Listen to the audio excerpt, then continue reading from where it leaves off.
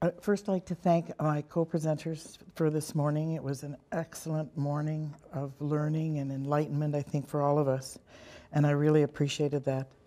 I'm not going to belabor the stats that have already been put forward to you, because they are horrendous and we're all aware of them, I think. Trauma-informed care. Trauma-informed care is imperative to the services that are offered to Aboriginal people in Saskatchewan, First Nations and Métis people. This is especially important in the face of HIV and hepatitis C. In order to ensure this priority is given, the services and indeed the servers must have a level of cultural competence pertaining to this population. History becomes a significant factor. The implications of not only residential school, but the residual effects that span generations are in and of themselves traumatizing. I don't want to dwell on the issue of attempted genocide, but I do want to state that it is still occurring in today's society. How has the Prime Minister's apology to Aboriginal people made a difference? Well, effectively it hasn't. Even the distribution of monies to those individuals who were traumatized during their stay in residential school is flawed. For those of you who are not aware, an individual who is claiming some compensation for their stay in residential school if they were sexually abused, physically abused, beaten, abandoned by their families, lots of language, all of the things that we're familiar with. In order to receive the compensation that they are so deserving of, they must one more time restate their story, retell it to strangers. Effectively, what we're doing is re-traumatizing the victim, so that trauma that they experienced as a child they're having to relive it one more time. Orville received his settlement on a Tuesday. He was an addict with a sad story and a broken life. He didn't work. He had no stable family, and he was often homeless. There were no supports for him to lean on when he was handed more money than he would have ever anticipated having in his lifetime. By Thursday, Orville was gone with a needle in his arm. He left behind 3 children, whom he had never had an opportunity to raise, 2 grandchildren that would never get to meet him, and his whole history was one of residential schools. His grandmother was a residential school. I don't like to use the word survivor, because I think someone who comes through that situation doesn't necessarily survive. They just exist beyond the residential school. So his grandmother existed beyond the residential school. His mother existed beyond the residential school. And indeed, Orville existed beyond the residential school. He was one of 11 children. I should have said all his siblings, but for one, attended residential school. Only 4 of his siblings are alive today.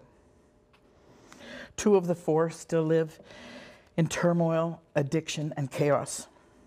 Both of them are Hep C positive, and all of the ones who have passed have gone on as a result of addictions. 1 died of an overdose. 1 died of cirrhosis of the liver. 1 was in a car accident coming home from the bar, the back way to the reserve. And 1 passed out in a snowbank in PA. Generations of dysfunction and trauma continue. And that's a sad testimony to our society. Today, Aboriginal people experience trauma much the same as others, which could be the result of loss, injury, abuse, or an awareness of their HIV or Hep C status. However, the pain of trauma is very often compounded by that long history of intergenerational pain, and continues to impact them. This can make self-care kind of on the bottom of the list of what we want to do with our lives. There's racism, there's discrimination, and indeed our own perceptions of who we are as human beings and our right to live a healthy, good life.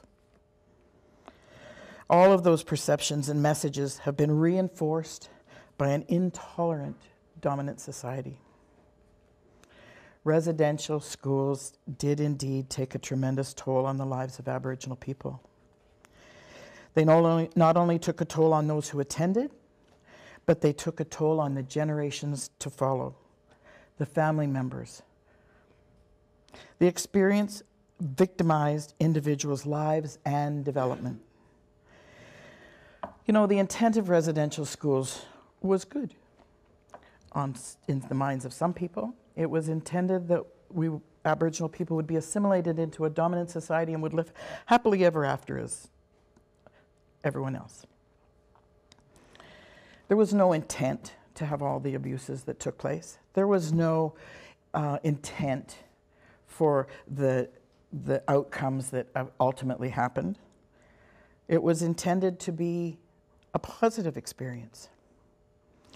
And interestingly enough, there are people, even in our own communities, who will say to you, residential school was fine for me.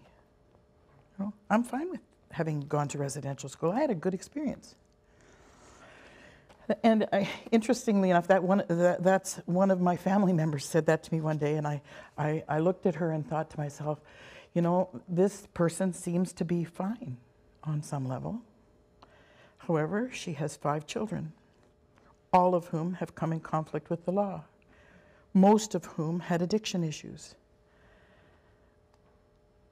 Something went wrong somewhere, and I attribute that back to her loss of parenting skills that were the direct result of her having lived in a residential school setting where she was never able to have role models to show her what traditional or healthy parenting roles looked like. Children as young as 5 were taken from their homes, from their family units, and placed in facilities, couldn't talk their language, haircut.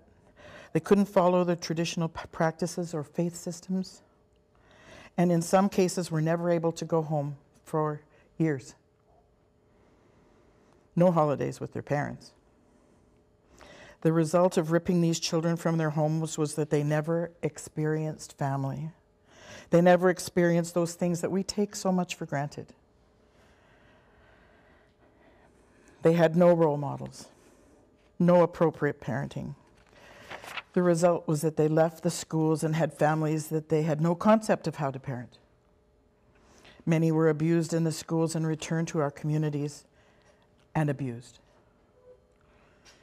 Young men and women came home with no identity, no pride in who they were as Aboriginal people.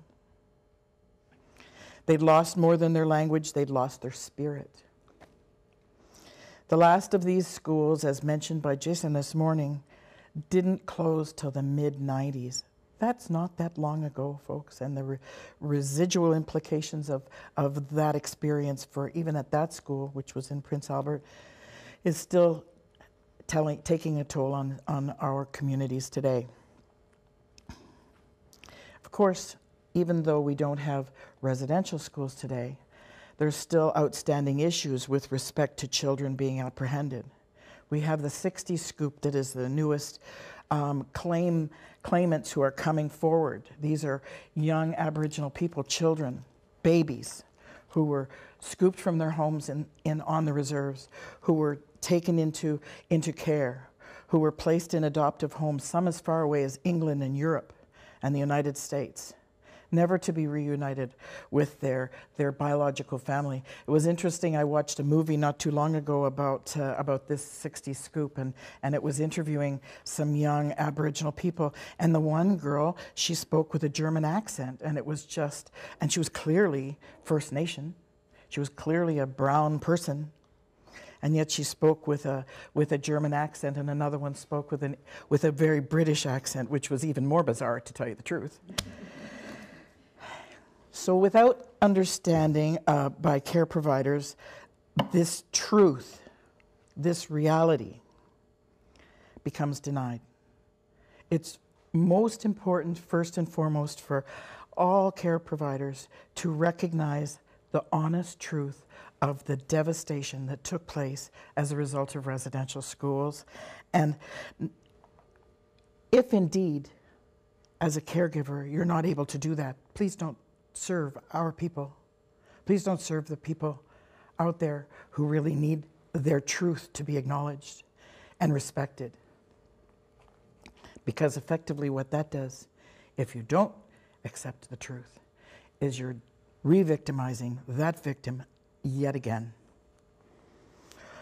Honestly, even retelling the events to strangers is a process in the compensation that is really traumatizing. Here we are having to relive that story, relive it again and again and again in order to be compensated for the trauma and the violation that we received as children.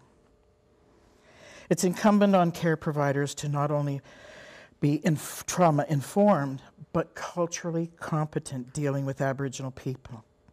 This often takes a paradigm shift and is grounded in an understanding that we as Aboriginal people have intergenerational perspectives that are enmeshed with generational trauma, making service provision potentially pretty complex.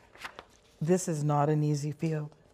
It's not easy to deal with history when you're dealing with some of the crisis of today. Some of the issues directly related to trauma are often not even acknowledged as trauma. They're perceived erroneously as culturally based. I'm here to tell you that First Nations and Métis people are not lazy, not dumb, not addicts, nor are they irresponsible.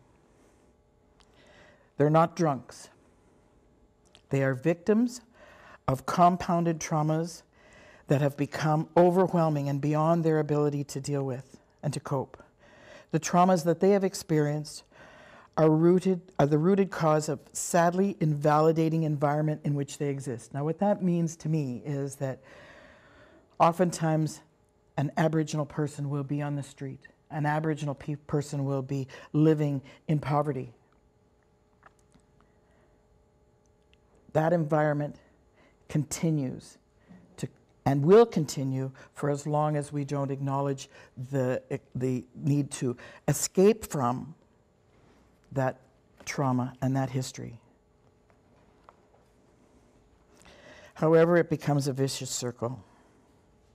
The outcome of this turmoil is a breakdown in family, a loss of traditional values, abandonment, family violence, addictions, low self-esteem, undereducation, underemployment, homelessness, marginalization, and apathy. And I think apathy is one of the issues that I really want to dwell on a little bit here, because that apathy can be so frustrating for a clinician, for a worker in the field to deal with. Someone that doesn't seem to care that they're not taking care of themselves. Someone that doesn't seem to care that there are alternatives to the way they're living their lives. Why should I care about myself if this is all life has to offer? Crime is common among Aboriginal people in today's society. I have a family. I'm related to a family, I should say. I have 19 children. Mom was a residential school. Dad was a residential school. person. And they had 19 children. I can remember my auntie saying one time that those kids used to come to her house because they were hungry all the time because things at their home was in such turmoil. There were 16 boys and there were 3 girls. All 16 boys have served time in federal institutions across this country. All 3 of the young women were incarcerated. Pine Grove, and one actually did do a federal bit. That would be more than 2 years sentence. More than half of them have passed. Most of them have been infected with HIV. Through this lens of compounded trauma, we're committed to providing trauma-informed care. Truly, it's trauma, trauma, trauma-informed care. It isn't about a single episode or a single trauma that took place in the lives of most Aboriginal people that we serve today. It's multiple traumas, and all of them compound to add to the process of dysfunction. Medication and self-care are not my highest priority. I'm hungry. I'm hungry. I'm so hungry. Thankfully, we have places where some of these folks can go and find a meal. I don't trust you. I've been betrayed before. How many of these people that we deal with on a daily basis have been betrayed, have been abandoned, have served in a community or lived in a community where the services that they received were less than stellar, less than compassionate? Don't touch me. Don't touch me. I've been violated. What do you mean, who am I? I'm a foster kid. I'm a nobody. So what if I work the street? At least I can feed my kids. Don't judge me, please. Can I use your address? I'm homeless. At the Friendship Center, we have a large number of our clients who come through the door who are homeless. They live on the street. They may couch surf a little bit if they're lucky, but primarily the ones I'm referring to are homeless. They live behind by the railroad tracks. They live behind hotels, in boxes, in dumpsters. Just last week, I had a young man come into the office. I've known him for about 3 years, and his journey has been one that's been downhill that whole time. He was pretty healthy 3 years ago when he received his residential school money. However, when he came in last week, he was clearly very jaundiced. And he came in and he was kind of chipper at 8:30 in the morning before my first cup of coffee. And he said, Patti, he said, I'm probably the strongest man you know. And I went, so tell me how come? Slept outside last night, 40 below, no blanket, and here I am. All I need is a cup of coffee. All I need is a cup of coffee. No, that's not all he needed. Unfortunately, that was all we were in a position to provide him with that day. Except I think when he went and saw one of our family workers, he was able to get another pair of clean socks that he desperately needed.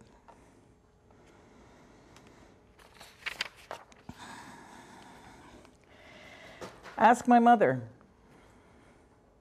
Ask my mother? I haven't known my mother since I was 2. She was one of the missing women. They found her body outside of Saskatoon. I don't have a mother. What do you mean, how am I? What do you mean, how am I? I'm fine. I'm just fine. Guess what, folks? These people are not fine. This is an individual whose trauma has been buried so deep, and that wall has been set up so strong and in front of them so that they don't have to admit to being in pain or to suffering. I'm fine.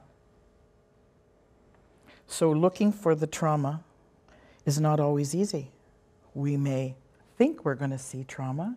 We may actually see trauma among some people who come in who are broken and who have lost the ability to cover it up and to bury it down and to stuff it for the time being.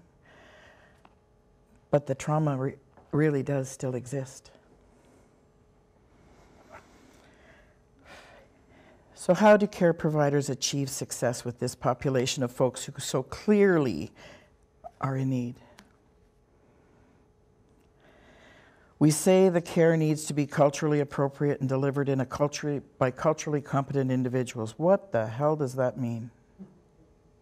You know? This is what I believe it means. I believe it means that it requires an acknowledgement of the truth that I've shared with you today. That truth that I've shared must be something that you believe in order for you to work in a culturally informed trauma care.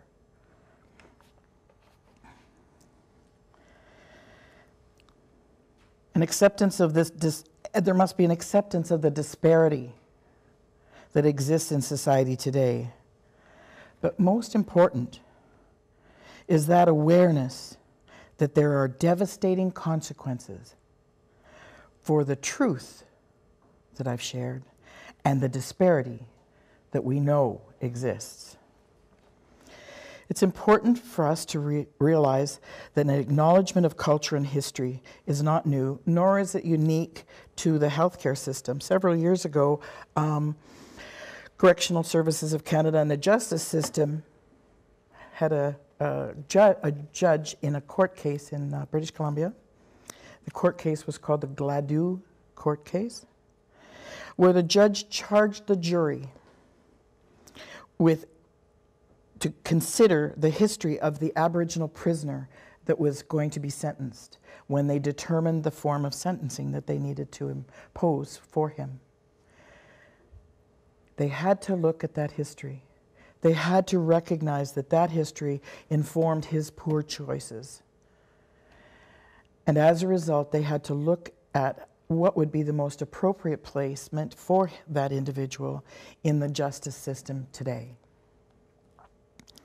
That Gladue precedent is important jurisprudence in courts across this country, even as we speak.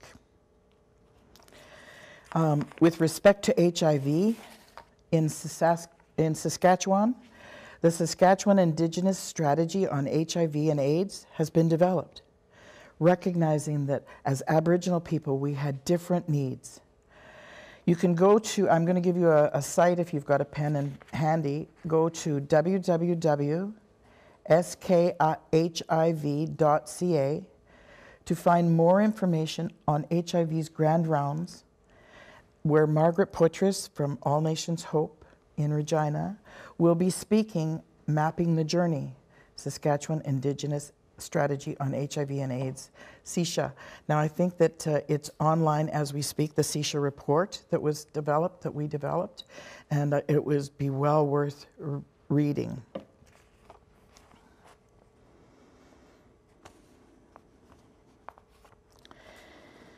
Culturally sensitive, trauma-informed care requires two things, big things: patience and persistence. We must take into consideration the whole person and address the issues in a holistic way. Now, when I'm spelling holistic, I spell it with a W because I want us to be whole.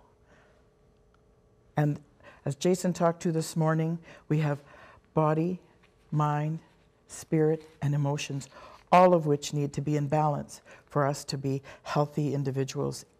Whether we're Aboriginal people or not Aboriginal people, the fact remains that those four elements provide us with balance. As care providers, each of these must be honored, and we hope to achieve our goal, if we hope to achieve our goal of providing the best care possible for First Nations and Métis people. But I wanted to just share something else with you about our community, because we are not a community. As Aboriginal people, we are very diverse. Our faith practices are different. Our cultural community is different. Our ceremonies are different. So I'm going to tell you a story. And this is a story about Cree people from the prairies. That would be us here to a large extent, although there are Cree, Sioux, Saulteaux, and Dene, and who have I missed?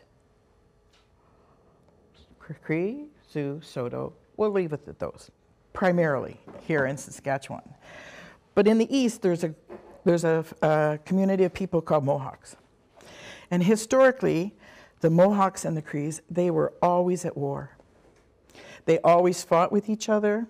They always had a hard time getting along because they were very different. The Mohawk people were a sedentary people. They had orchards of peaches that were just amazing before contact. They farmed, and they were very sophisticated in their farming. The Cree people, on the other hand, followed the buffalo. So we would track behind the buffalo and find our food and forage along the way. There wasn't necessarily a permanent residence for the Cree people. So after many, many years of fighting, the Cree elders and the Mohawk elders had gotten together, and they had decided that they were going to have achieve a peace. And so the Mohawk elders, or the Mohawk community, decided they would host this wonderful reconciliation between the two nations. Cree people came from all across the country to sit down and feast and celebrate this peace that the elders had achieved. So of course, the Mohawk people were the hosts, and they were serving the food to the community, to everyone. And so they had platters and platters of fruit and vegetables and dry meat and fish out. And the Cree people, boy, they ate it all up till the tables were empty. And the Mohawk people, they brought more, and they put it on the table. And the Cree people, they continued to eat it all up till one more time the table was empty. And this happened 2 or 3 more times, that everyone ate all the food off the table. Now, the elders had been watching this taking place, and they came to terms with the fact that somewhere down the road there was some angst and some tension building. And they weren't sure why until they really put some thought to that process. And effectively what was going on was that among the Mohawk people who had lots of food and were very, wanting to be perfect hosts, their tradition was that they would feed all the people at their table until there was food left behind, to ensure that then you knew that your guests were full because they'd left food behind. But as soon as the table was emptied, then it was your responsibility as a host to bring more food. The Cree people, who followed the buffalo and where food was much more difficult to obtain on a regular basis, their tradition was that they would eat everything on the table. And they would eat everything on the table to show how appreciative they were of their hosts and the food that their hosts had put forward to them. Had it not been for the elders who sort of put their hands up in the air and said, okay, we're going to have a lesson in our cultural teachings and our traditions so that both nations were aware of what had happened, it would have just fallen apart at the seams. And all the work that was done to create a peace between these two nations of people would have been lost. simply because traditions vary. Traditions are something that aren't the same across. We're not an autonomous people, and it's incumbent on us as care providers to ensure that the ceremonies we're acknowledging, the traditions that we're talking to when we're with our clients are those that are in keeping with the teachings of that nation of people.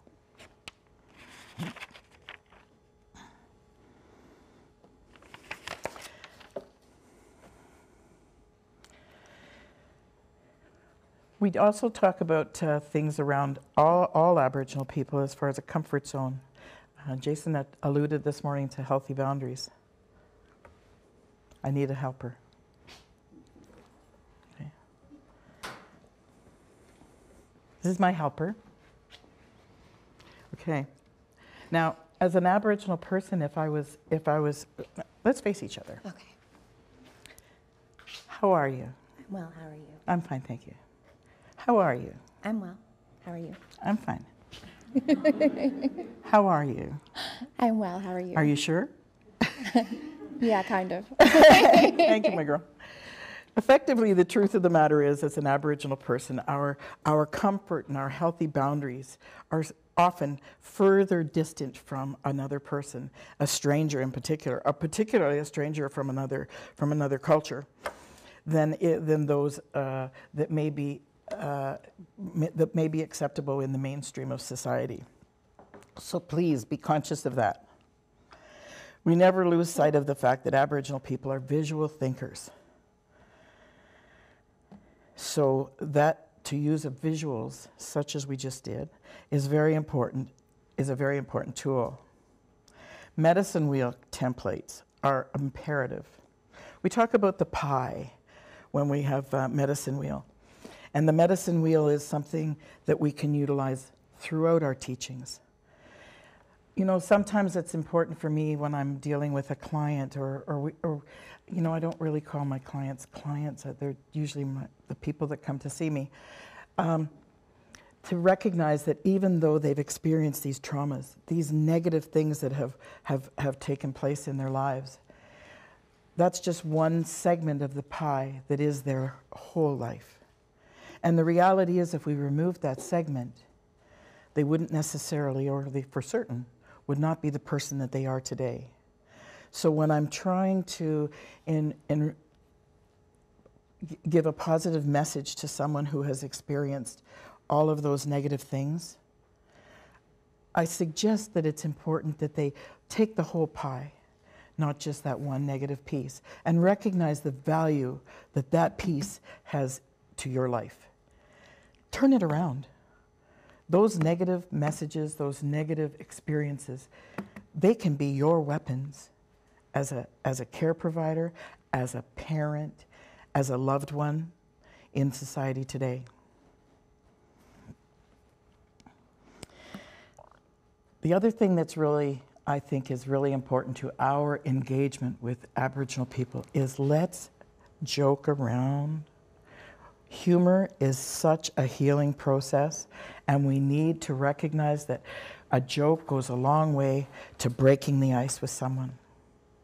We can tease, we can joke, and we can talk freely is in an effort to develop that trust that is so necessary if we want to be a meaningful resource person in the community today.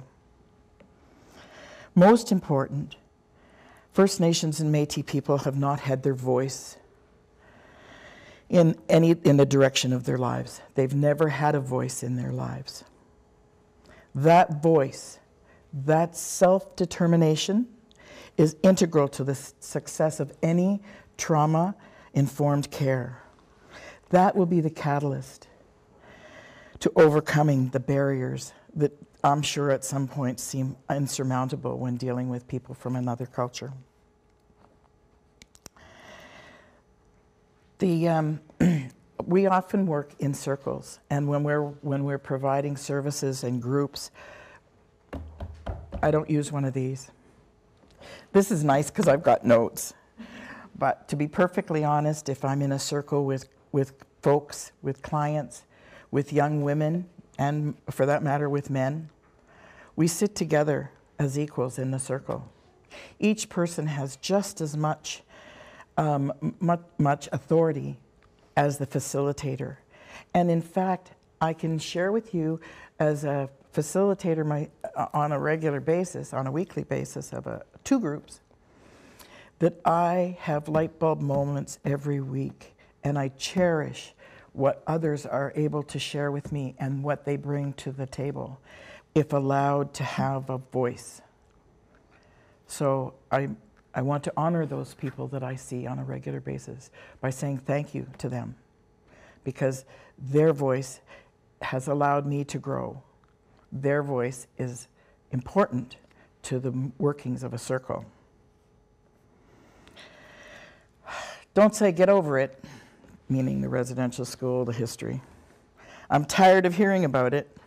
Well, the truth of the matter is the residual implications of our history are far-reaching, and they fester in our hearts.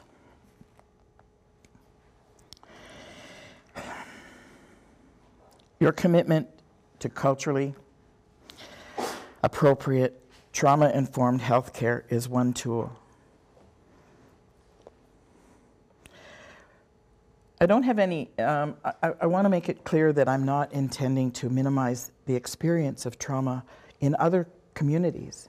The reality is that there are some people out there who come from other communities than the Aboriginal community who have experienced some fairly horrendous traumas. If we were to go to Europe or to Israel, as an example, and to Germany, as an example, trauma is real for other people as well. But here in Saskatchewan, the extent of trauma that Aboriginal people experience is not common outside of our community. However, don't give up on us. Jason talked about keeping us engaged. Well, so you know what? I got to tell you, sometimes we're not going to be too engaged. Sometimes your clients are going to come and go, and you're going to wonder if you're ever going to see them again, unless it's in the obituaries. I had a call I had a call 2 days ago from a client that I've had for 3 years. She was part of my healing circle. She was doing really well. She's HIV positive, she's Hep C positive, she's gang affiliated, she has children that she has been was at the beginning trying to reconnect with. And then she was doing really well. And to be honest, I felt like I was doing a good job. Till she disappeared. And I tried reaching out to different resources in the community to see if anyone had seen her. Once I saw her walking down the street, real thin, real troubled, clearly. But she never came to see me. She never, you know, what you say to them, please reach out when you're in trouble. Reach out when you're struggling. And I haven't seen her now in well over a year. 2 days ago, I received the call. She called me from her mom's. Her kids are good. She's okay. She was in a horrifically abusive relationship for a while, but she managed to escape that relationship, and she called me. And what she said was, I'm so happy you're not mad at me. Thank you for just loving me and letting me come back, because I'm back, she said. So the reality is that if we just, I mentioned patience and persistence earlier on. Patience and persistence. Greg said passion. He has a passion for his work. Passion is what we need for the kind of work that we're doing out there today. The pain isn't gone. You know, the people that have been lost and the people that are out there are our sisters, our brothers, our mothers, our children. But the work that we're doing together is soothing the wounds. They're not gone yet. There'll be scars left behind. But the truth of the matter is that the work of trauma-informed healthcare is critical to us moving forward and for us as communities to heal. So for your work out there as nurses, as doctors, as social workers, I say thank you, miigwech. And we do actually have a first question for you, Patti. And I'd love to answer this, but in my role as moderator, I'm not allowed to. Tansei, in your opinion, how many generations is it going to take to move past the damage residential schools have done? And is there a chance to leave the past in the past and heal? What a good question. I'd like to say 7 generations, because that is the teaching of our elders. 7 generations is what it takes for us to heal. And I would suggest that we're only halfway there. Can we get past the trauma? It'll take more than the Aboriginal community to get us past that history. It'll take everyone's commitment in community, in society, to be tolerant, to be understanding, to be embracing of all of our brothers and sisters, regardless of the color of their skin. Do we have any questions from the studio today? If not, I'll go back to other questions. So the other question, Patti, here is, are you an elder? Oh no, I'm an older. Can you tell us a little bit more about that? About me? Well, we hear a lot about people, you know, elders in the community, and just by looking at you, I would think that you would be an elder. Thank you. I think that one of the criteria for being an elder is that you don't acknowledge, that you don't yourself identify as an elder. I don't think you can identify as an elder. An elder is someone who is revered, who has a lot of knowledge. Do I have knowledge? I have some knowledge, and I'm so grateful for the teachers and the elders who have shared their knowledge with me. But do I consider myself to be an elder? Absolutely not. However, there are some very, very strong spiritual elders out there in the community. Spiritual elders and elders who just know the history of our people. They aren't necessarily sweat lodge conductors, but they have a wisdom that is far beyond their years, even though they're probably pretty old. And anyway, I'm way too young to be an elder.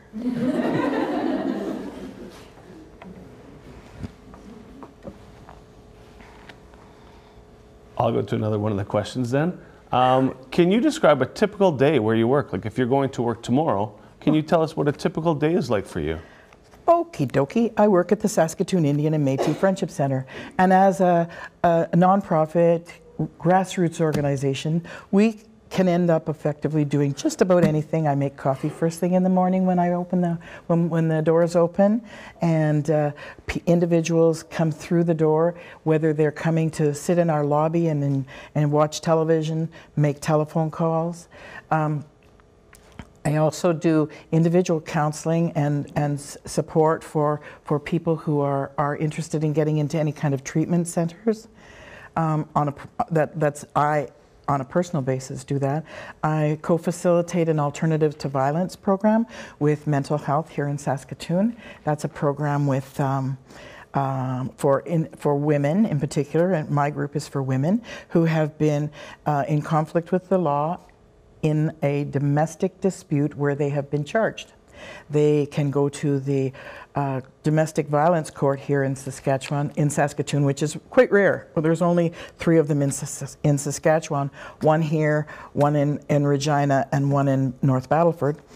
And they can go through the domestic violence court system and effectively may be able to have their charges waived ultimately if they complete a program, an Alternatives to Violence program. That program is available for men as well, but my facilitation is only women. Oh, what else do I do? Well, I do individual counseling. People come through the door. There might be people in crisis. For whatever reason, I think it's because I'm old, I'm called upon to remove people from the center if they are being belligerent or argumentative with my poor receptionist, who is the kindest, sweetest person ever. And so for whatever reason, she calls upon me to come into the door. We do have men working in the center. In fact, for those of you who know Vernon Linklater, he was boxer of some repute. In fact, I think he had the Canadian heavyweight championship at one point. Works with me, but they still call on me to do that little job. And I don't know whether they think it's because I'm not threatening or whether they think it's because I am threatening. Individual counseling, helping people find home, apply for, as I said, treatment, helping people to fill out their applications for housing, being a sounding board. You know, one of the things that I neglected to mention in my presentation, and I should have, was that one of the most important things that we can do as care providers is listen. Honor that message that we're being given. Respect that truth that's being shared with us, and the fact that someone has had the courage to share it. We sometimes take for granted when someone comes to the door that we have had an opportunity for them to, we are an opportunity for them to share their story. But the courage that it takes for some people to come in, the courage that it takes for someone to come in for the first time and say, I'm HIV positive. What can I do? How can I turn my life around? My kids are in care because of me. How can I get them back? What can I do to change the circumstances that I'm living in? That kind of listening is really important in a frontline organization. Thank you. We have another 2 questions here. Thank you, Patti, for your strength, spirit, stories, and presence. We were talking at lunch about the backlash, hostility we have witnessed in response to attempts to speak about racism and history of colonialism.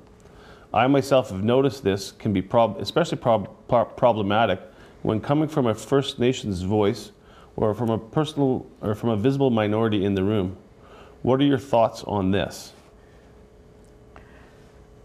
So basically, what are your thoughts on racism and colonialism when people basically, again, it's one of those just get over it questions.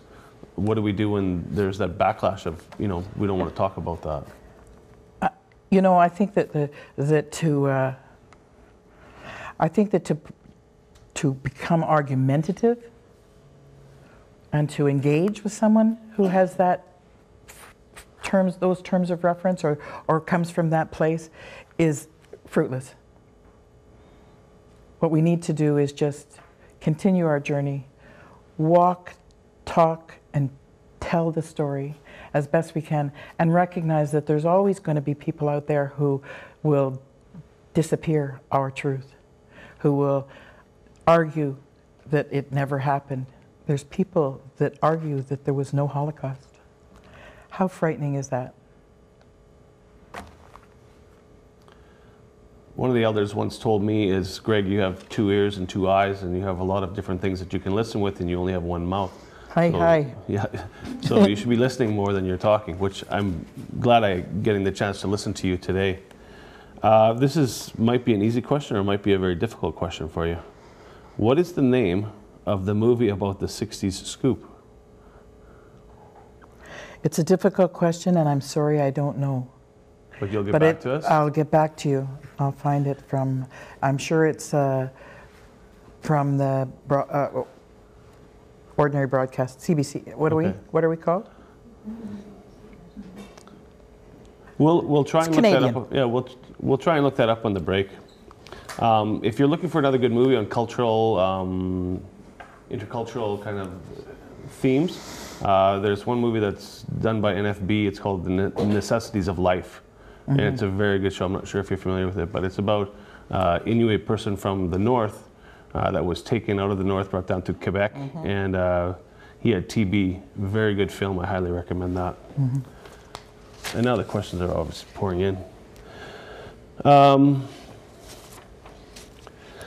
Patti, thank you for your presentation. It will help me adjust my approach to people who have suffered different depths of trauma. And that was from Moose Jaw. Thank you. Thank you, Moose Jaw.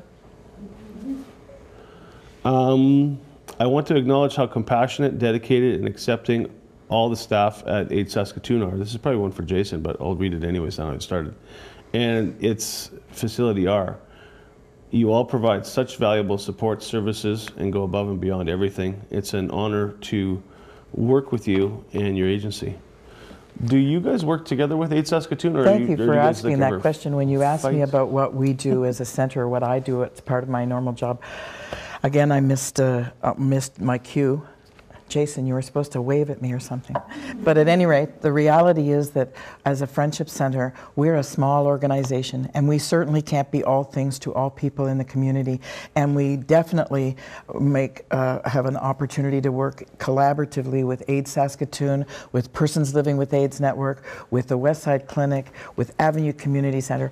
All the grassroots organizations in the city really work collaboratively together. It's interesting that there's no jealousy. There doesn't seem to be any fight for the cash, although it's always a challenge for us to find enough money to keep our resources going. I'm always so grateful when call upon Joanne at Avenue to come and do a speak at our domestic violence workshop on the issues for two-spirited gay, lesbian, transgendered people, and how their experience in dealing with domestic abuse, how different it is, and how it has disappeared and not acknowledged by the society. So, we do work together, and I'm very grateful for that. And thank you both. Thank you all who are coming from an agency. Saskatoon Tribal Council, Kids First programs. We try to keep in touch with. Gosh, Family Services Saskatoon, where am I? I'm looking around the room and I see so many people, and I do so appreciate the fact that other agencies are out there, all committed to the wellness of people in Saskatoon. One of the other questions that's come in at the beginning of your talk, you spoke about you don't really consider people survivors of the Indian residential school, and we talk about victims or survivors or those types of language. And can you tell us a little bit more about why there might not be survivors from your point of view? Well, if people are still living in the trauma, if people are still living in the chaos that is a direct result of the residential school experience, that's not surviving. One of the terms that I like to use is victim, victor, victim, survivor, victor. That's what I want our people to be, our victors over the issues that we deal with in community and in society today. Is that okay? Yeah. It's your question, your answer. Okay. I'm just going to look to the floor for anyone. You must cover the topic very, very well. I'm going to try and ask you something maybe a little bit more difficult here. Thanks, Greg. Well, where do you see, I know there's Indian and Métis Friendship Centers in Saskatoon. Yes. Are there any more in the province? And where do you see your organization in 3 or 5 years from now? Are you guys going to be doing exactly the same thing you're doing? Or is that you're just reactive and you're doing whatever needs to be done today? What's the vision? It's easy to be reactive because there are so many things to react to in society today. However, within the last 2 years, as an example, our center itself has implemented an HIV program person who's working in the field, supporting the other agencies that are out there and supporting the people who are living with HIV. We've submitted proposals to even expand that project to a greater number of hours per day, a second employee, in fact. We are always looking into the future, and I think that's incumbent on all of us to do. I have grandchildren, so I like to look way into the future. What do I want to see them doing as young adults? How do I want their lives to look? And I think that as grassroots agencies, it's incumbent on us to do that, to look further than, I don't want to say the end of our nose, where the crisis is always going on, but rather into the future where we can make some proactive services available to our clients. And so we do that. We do a lot of recreational things around culture and traditions, and it would be my hope. Just as an example, we offer at the Friendship Center beading and regalia making classes, and we offer powwow dancing and drumming and hoop dancing classes as well. Do I want it to just continue, that people will come in and, you know, do a few classes? No. My vision would be that down the road, we can have a powwow, and that the people that will be in attendance at the powwow are individuals who've come to us. You know, I have to say I'm going to kind of go off topic a little bit, because I worked extensively within the federal justice system over the years, and probably for close to 30 years. How sad is it that there are people that I would see, brothers that I would see in the federal institution, sisters that I would see in the federal institutions, who had never known one thing about being an Aboriginal person till they came to prison, never seen an elder, never knew of the beauty and the richness of the traditions that they were born from, only knowing the negative stuff. My vision would be that these children that are coming to our classes will be the knowledge keepers, and they will share that information with them, their peers, and their children in the next generation. Well, Patti, that was very enlightening. Thank you very, very much. Thank you for sharing your wisdom and your stories.